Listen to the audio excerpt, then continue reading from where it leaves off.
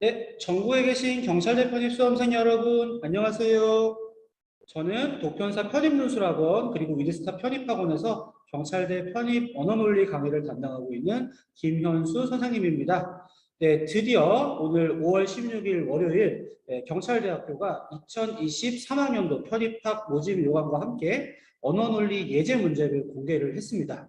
원래 이거를 4월 달에 공개한다고 했는데 한 달 정도 공개가 미뤄져가지고 내심 이 문제를 좀 제대로 만들지 못하고 있는 것이 아닌가 걱정을 좀 했었는데요. 오늘 공개된 문제를 보니까 상당히 문제를 완성도 있게 만드느라고 경찰대학에서 많은 공을 기울였다는 것을 느낄 수가 있었습니다. 그래서 오늘 언어논리 예제 문제, 샘플 문제가 25문제가 공개가 됐고 그 다음에 시험도 확정이 됐어요. 25문제 60분으로 확정이 됐죠. 자, 그래서 먼저 이 시간에는 오늘 공개된 문제들에 대한 간략한 분석과 함께 샘플로 한 2문제 정도를 제가 풀어드리려고 해요. 자, 먼저 이게 지금 문제된 공개고, 이 공개된 문제를 그 경찰대학 홈페이지에서 다운받을 수가 있습니다. 자, 그리고 그 문제 유형 및 정답을 같이 이제 공개를 하면서 여기 이제 유형까지도 이렇게 경찰대학에서 공개를 했었는데요. 여기서 이제 여러분들이 주목할 만한 점이 일단은 문항수가 총 25문제에 60문항이라는 거예요. 25문제 60분이라는 거죠. 일단 굉장히 시간이 타이트해요. 그러니까는 60분에 25문제를 풀어야 한다는 거는 한 문제를 풀기 위해서 시간이 채 3분이 걸리면 안 되는 건데 이 문제들이 사실은 하나하나의 문제가 빠른 시간 안에 해결할 수 없는 문제들이 많아요. 그런데 100점 만점이니까 한 문제에 100점이 4점씩 되어 있는 거잖아요. 그러니까 이것은 굉장히 시간이 타이트하고요. 그리고 문제당 변별력이 굉장히 높습니다.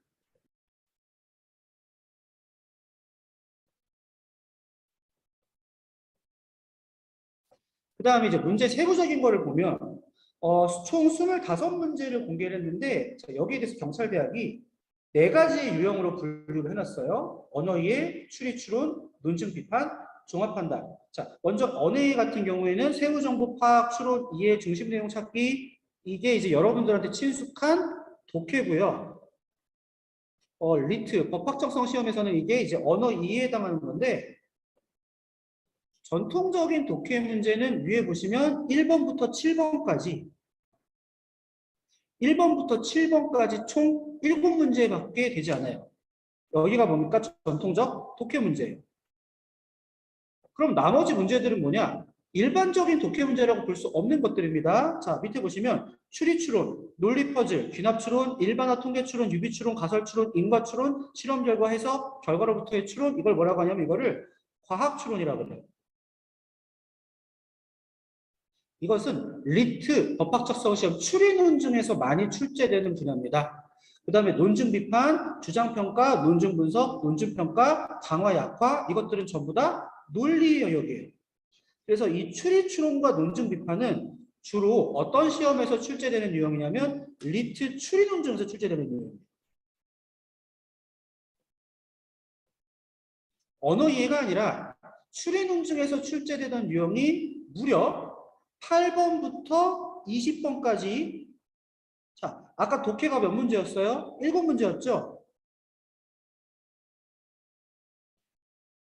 제가 논리라고 할게요. 이 논리 문제가 무려 13문제가 출제가 됩니다.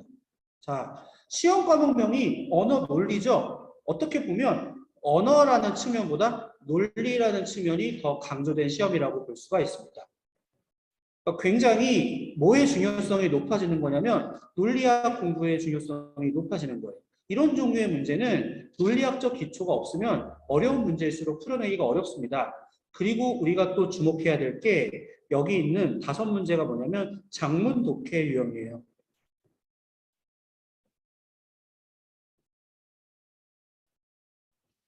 이제 경찰대 편입 언어논리 예고안이 처음 발표됐을 때 대부분의 선생님들이 리트 언어이해보다는 행정고시 PSAT에 유사한 형태로 출제될 거라고 예측을 했어요. 리트 언어이해와 행정고시 PSAT 차이점은 뭐냐면 리트 언어이해는 1지문 3문항의 장문이고요. 행정고시 P셋은 1지문 1문항의 단문 독해라고 할 수 있는데 5문제가 하나는 1지문 2문항, 하나는 1지문 3문항의 장문 세트형 문제가 출제가 됐습니다. 저는 수업 시간에 오히려 리트 언어이해와 행정고시 P셋을 조금 결합한 형태로 나올 가능성이 높다고 말씀드렸는데 그게 그대로 나왔어요. 그래서 잠깐 세트 문제 보여드리면 맨 뒤에 20번 문제부터 보시면요. 자, 21번부터 22번까지죠.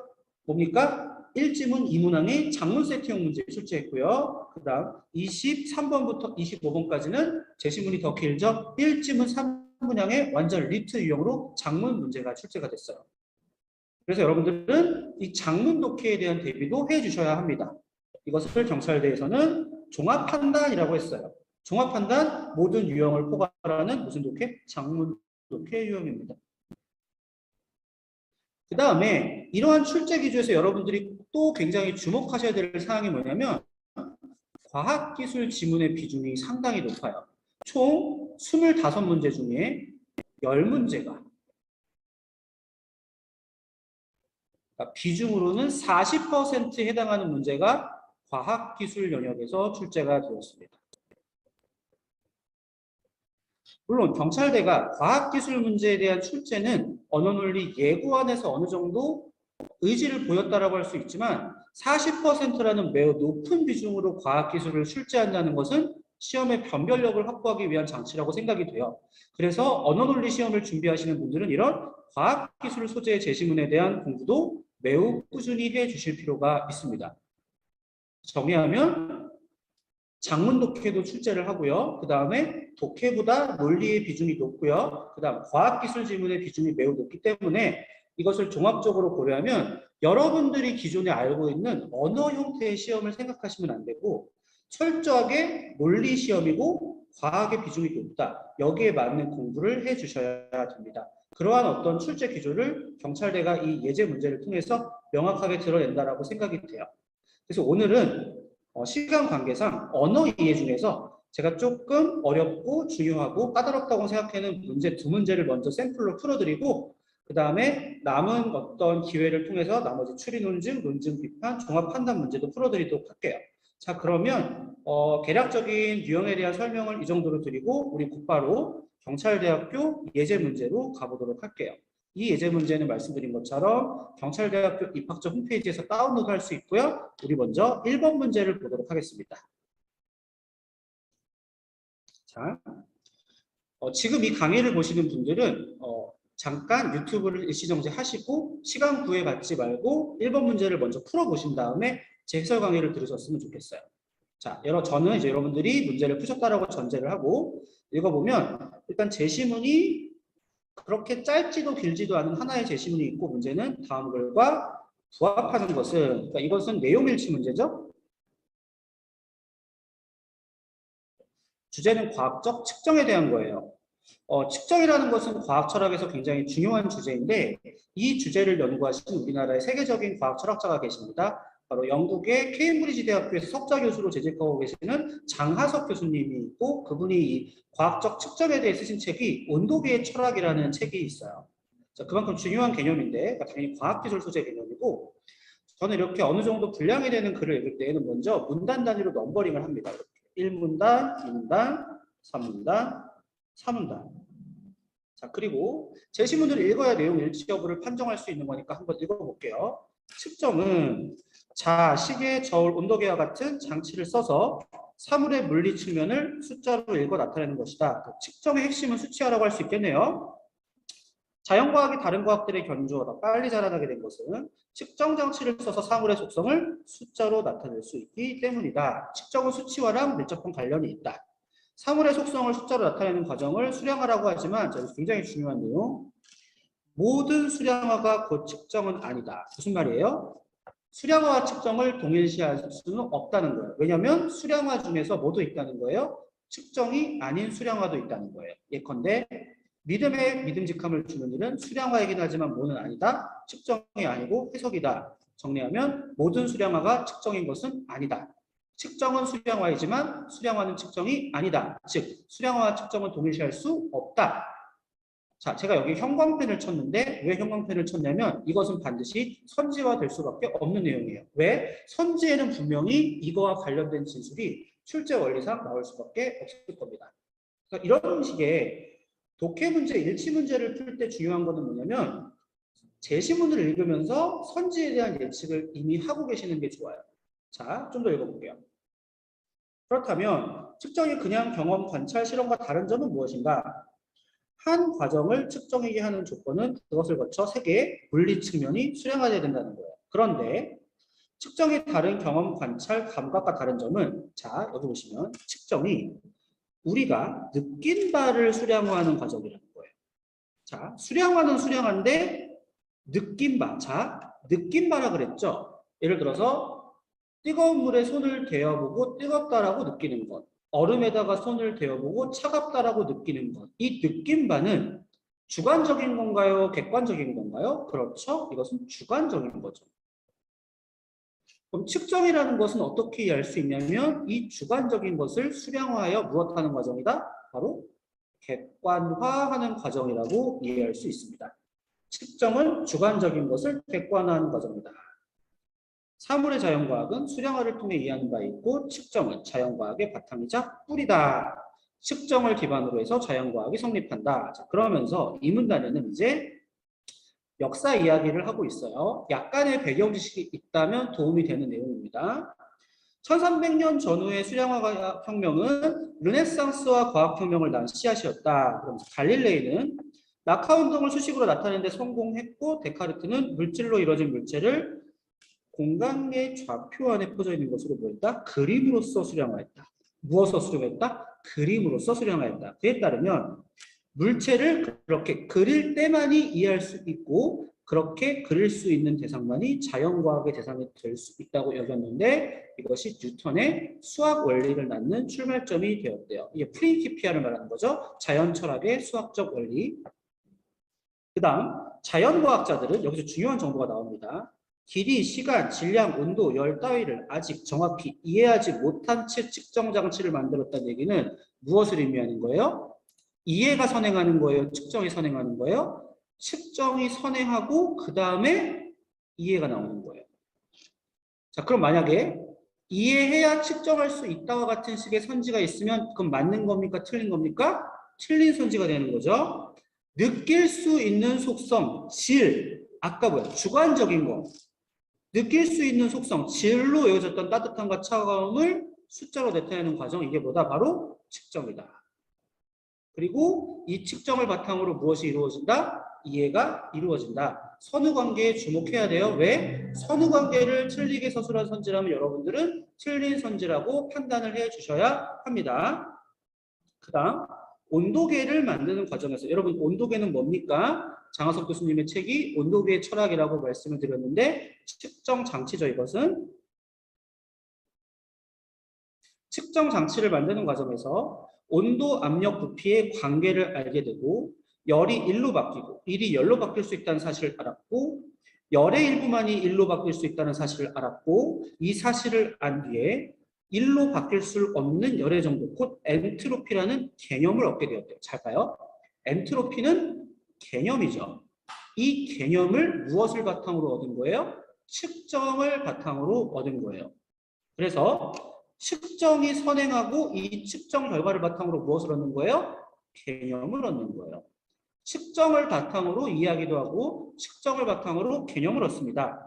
그리고 이렇게 엔트로피를 또렷이 이해한 후에 비로소 무엇이 나온다? 온도에 대한 정의가 나온다. 자, 이런 거죠. 측정이 먼저 있고 측정을 바탕으로 개념을 얻고 그 개념을 바탕으로 정의, 데피니션에 이른다. 자, 그러면 모든 과학의 출발점을 뭐라고 볼 수 있는 겁니까? 측정이라고 볼 수 있고 측정은 모든 과학적 탐구 활동에 선행하는 조건이라고 볼 수가 있는 것이죠. 그래서 이윽고 열을 움직이는 알갱이들의 운동 에너지로 이해하고요. 그동안 온도계, 측정 장치를 정밀하게 만들어 거듭하여 실험하고 관찰하죠. 측정 장치를 만드는 일은 곧 물체들의 상호작용을 더 깊게 이해하는 일이다. 측정 장치를 통해서 우리는 무엇 할 수 있다? 이해할 수 있다. 자, 여기 보세요. 이해보다 뭐가 선행한다? 측정이 선행한다. 그래서 물체와 물체와의 관계, 물리량과 물리량의 관계를 잘 알게 됨으로써 좋은 측정 장치를 만들 수 있고 결국 이것이 무엇으로 귀결된다? 좋은 과학 이론으로 귀결된다. 측정이 과학 이론의 밑거름이라고 볼 수 있습니다. 자, 선후관계 주의하면서 선지를 판단하겠습니다. 1번, 측정은 수량화며 수량화는 자연과학의 뿌리라고 했는데, 자, 측정과 수량화는 동일시가 돼요, 안 돼요? 안 돼요. 왜요? 모든 수량화가 측정은 아니에요. 그리고 수량화가 자연과학의 뿌리라고 한 적이 없고 2번 문단에 보시면 뭐가 자연과학의 뿌리다? 측정이 자연과학의 뿌리다. 그 다음 1문단 모든 수량화가 측정은 아니다. 1문단과 2문단 종합하면 틀린 선지가 되죠. 2번. 이거는 완전히 정반대로 진술했죠. 관찰과 실험은 자연과학의 바탕이라 할 수 없는 것이 아니라 관찰과 실험이 자연과학의 바탕이죠. 틀린 선지고요. 3번. 뉴턴 과학에서는 오직 측정할 수 있는 것만이 자연과학의 대상이 되었다고 했는데, 자, 위에 보시면 뉴턴 과학은요, 딱 한 문장이 진술이 돼요. 이거예요. 그의 이 원리는 나중에 뉴턴 과학의 수학 원리를 낳는 출발점이 되었다. 3문단에서 진술이 되고 있는데, 그의 원리라는 것은 뭐냐면 데카르트의 원리인데, 그릴 수 있는 것만 수량화할 수 있다. 그릴 수 있을 때에만 물체를 이해할 수 있다죠. 뉴턴 과학에서 측정할 수 있는 것만이 자연과학의 대상이라는 얘기랑은 상관없는 얘기고 그런 정보는 없어요. 3번도 3문단에 따르면은 알 수 없는 진술이죠. 단지 데카르트의 이러한 원리가 뉴턴 과학에 영향을 주었다를 알 수 있지, 뉴턴 과학에서 정확히 무엇을 자연과학의 대상으로 파악했는지는 알 수 없습니다. 4문단, 이게 정답이죠. 4번, 데카르트는 좌표 위안에 그릴 수 없는 것은 자연과학의 대상이 될 수 없다고 여겼다. 정확하게 여기 보시면 정답의 근거가 버티고 있네요. 나아가 그는 그와 같이 그릴 수 있는 대상만이 자연과학의 대상이 될 수 있다고 여겼다고 했으니까 4번 3문단에 딱 나와 있는 정답 되겠습니다. 5번, 자, 이게 이제 선후관계를 바꿔 쓴 선지예요. 온도계를 정밀하게 만들므로써 엔트로피를 측정한다라고 했는데, 자, 엔트로피는 뭐죠? 자연현상이 아니고 개념이죠. 개념은 무엇 다음에 오는 거예요? 측정 다음에 오는 거죠. 개념은 측정 다음에 오는 거고 측정의 대상이 아니죠. 엔트로피를 측정하는 게 아니라 측정을 바탕으로 엔트로피라는 개념을 얻는 거죠. 그러니까 5번은 인과적 선후관계를 완전히 잘못 진술한 선지니까 틀리죠. 3문단에 의해서. 그래서 정답은 4번. 자, 과학 지문의 특징은 매우 많은 정보들이 파편적으로 전달이 되는데 빠르고 정확하게 구조화해서 읽고 특히 선후관계를 잘 판단해서 정확하게 선지를 판단해야 된다. 이렇게 볼 수 있겠습니다. 자, 그 다음에 우리가 몇 번 문제를 가볼 거냐면, 자, 이런 언어 이해형 문제 중에 우리 5번 문제로 가보도록 할게요. 자, 5번 문제가 논리적 실험 문제라고 할 수가 있는데, 이거를 이제 경찰대학에서는 언어이해 범주로 넣어놨는데, 보시면 단순 독해가 아니라 상당히 논리적 사고가 필요한 문제라서 우리 5번 같이 보도록 할게요. 이것도 제가 시간을 좀 드릴 테니까, 자, 유튜브를 일시정지 하시고, 요거는 시간이 조금 더 걸려도 좋아요. 10분이 걸려도 좋으니까 문제를 먼저 풀어보고 그 다음에 제 해설 들어주셨으면 좋겠습니다. 자, 한번 볼게요. 다음 대화의 내용이 참일 때 규칙 3에 들어갈 내용으로 가장 적절한 것은 규칙 3을 추론해봐라. 자, PAO로만 된 단어에서 새롭게 단어를 구성하는 규칙으로 4가지가 있는데 여기 중요한 표현이 나오네요.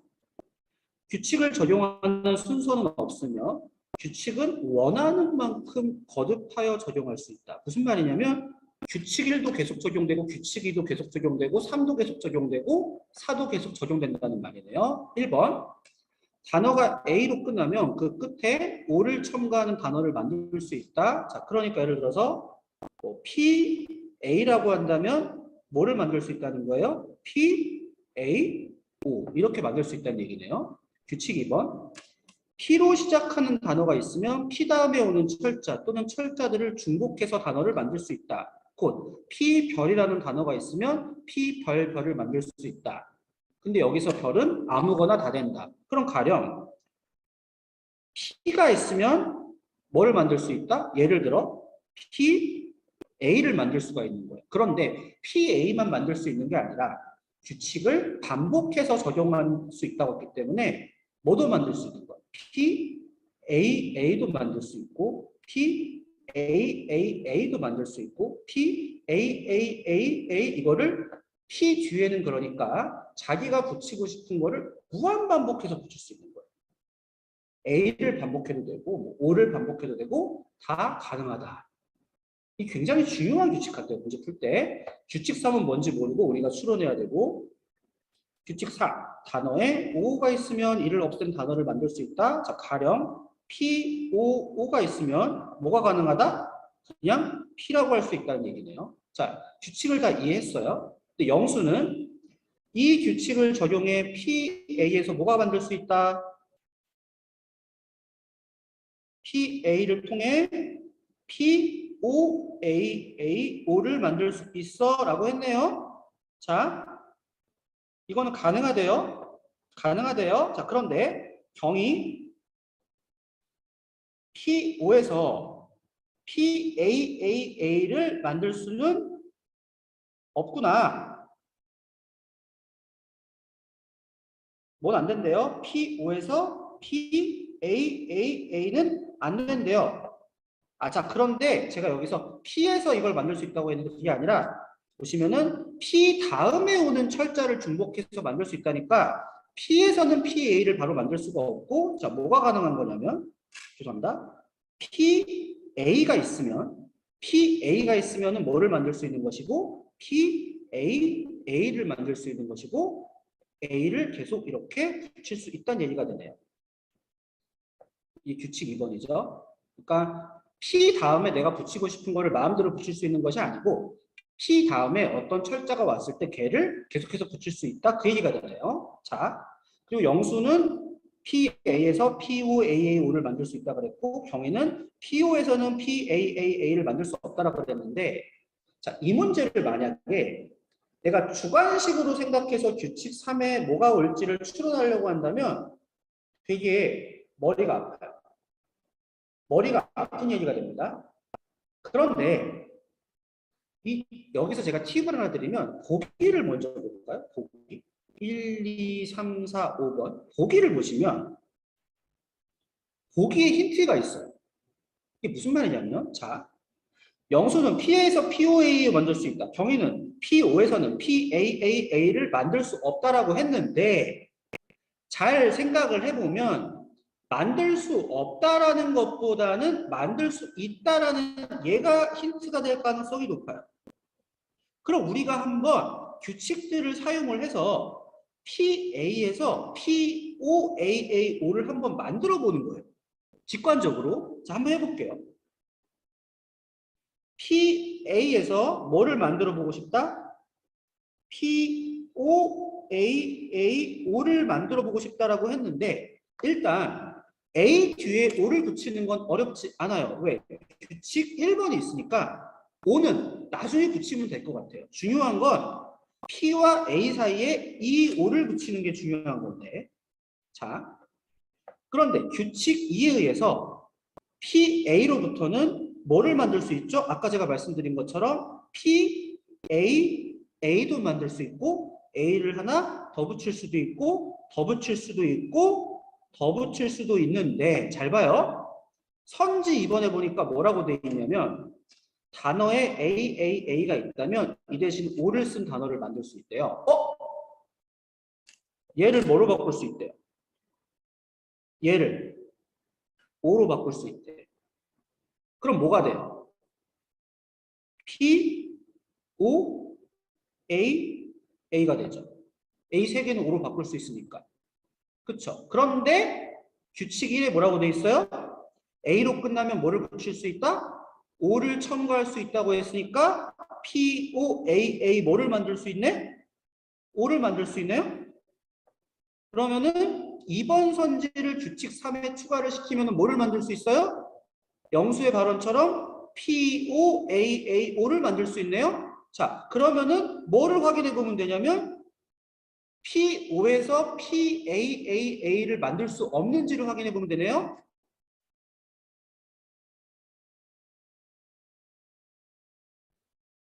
요게 안 되는지를 확인해 보면 되네요. 자, 그런데 A를 붙일 수 있는 규칙이 1, 2, 4에 없죠. P5에서 규칙 2에 의해 뭐는 가능하냐면 P5, 5도 가능하고 5, 5, 5도 가능하고 계속 가능한데 이 반복되는 5를 A로 바꿀 수 있는 규칙이 필요해요. 가령 선지 3번 같은 규칙이 필요한데 만약에 그러니까 선지 3번이 규칙 3에 있으면 P5에서 PAAA가 나오는 거예요. 그런데 만들 수 없다며. 그럼 있으면 되는 거야? 안 되는 거야? 안 되는 거죠. 그런데 선지 2번을 규칙 3에 집어넣으면 1, 2, 3, 4 중에 P5에서 5의 반복에서 A를 만들 수 있는 규칙이 없으니까 만들어요? 못 만들어요? 못 만들죠. 그러면 2번이 정확히 정답이 되는 거예요. 근데 여러분들이 이런 생각할 수가 있어요. 아니 선생님 해설은 알겠는데 그거는 선생님이 2번이 답인 것을 알고서 사후적으로 풀이하신 거 아닙니까? 아 그렇지 않아요. 왜 그러냐면 저는 이 문제를 풀 때 어떻게 추론을 한 거냐면 2번에 대한 선입견을 가지고 추론한 게 아니라 어떤 사고? 우리 PA에서 POAAO를 만들어 보자. 그럼 관건은 PA 사이에 O를 낑기는 거다. 그거를 낑기려면 어떻게 하면 될까? 일단 규칙 2에 의해서 A는 계속해서 만들 수 있으니까 반복되는 A를 O로 바꿔줄 수 있는 규칙이 있으면 되겠다. 그 규칙이 봤더니 선지 몇 번이더라? 2번이더라. 이렇게 추론이 되는 거예요. 그러니까 적절하게 제시문의 조건과 선지의 내용을 합을 맞춰보면서 끼워 맞춰보면서 풀어나가면서 마치 퍼즐을 짜맞추는 과정처럼 문제를 푸는 거예요. 이게 바로 이런 논리 문제를 푸는 하나의 실전 스킬이에요. 정답은 2번이 됩니다. 사실 근데 이런 문제는 내가 무슨 독해를 잘한다고 푸는 것도 아니고 지식이 많다라고 푸는 것도 아니고 이런 문제 상황에 자주 여러분들이 노출이 돼가지고 훈련을 많이 해보셔야 돼요. 이런 논리 문제의 출제 비중이 생각보다 매우 높다라는 것이죠. 그래서 오늘은 제가 시간 관계상 첫 번째 유형인 언어 이해에 해당하는 대표적인 문제 2개를 해설을 했는데 둘 다 만만치 않더라.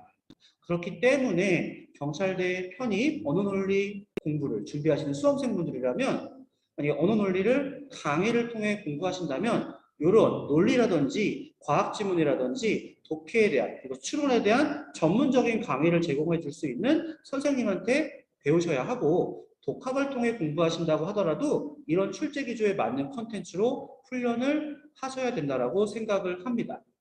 네, 그래서 오늘의 해설 강의가 여러분들에게 조금이라도 도움이 되셨으면 좋겠고요. 저는 초반부에 말씀드린 대로 다음 시간에는 추리 추론, 그다음에 논증 비판, 종합 판단의 해설 강의로 또 여러분들을 찾아오도록 하겠습니다. 네, 그럼 여러분 이제까지 들어주시느라 고생 많으셨고요. 저는 독편사 편입논술학원 위드스타 편입학원에서 경찰대 편입 언어논리 강의를 담당하고 있는 김현수 선생님이었습니다. 여러분 경청해 주셔서 감사합니다. 안녕히 계세요.